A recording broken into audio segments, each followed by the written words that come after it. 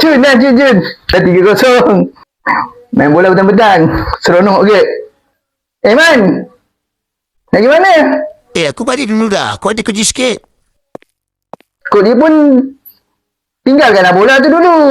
Tak boleh lah aku nak pakai bola ni. Alah kau aku pulang lah. Tadi aku carilah bola lain. Alah. Alasan itu. Baru kalah sikit. Aduh, macam mana nak main ni? Bola tak ada. Tu bola dia.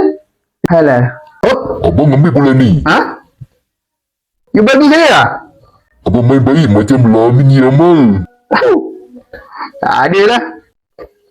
Nanti tak apa. Tak payah. Nanti lepas kita main, saya pulang. Tak payah bang, abang ambil saja. Ha? Tak payah? Tak mahal bola ni? Tak mahal bang, saya beli dekat Shopee saja. Banyak murah. Oh, ada tak kawan bola anda macam tu? Dia bawa bola. Lepas tu, dah kalah, tak nak main, bawa lagi bola.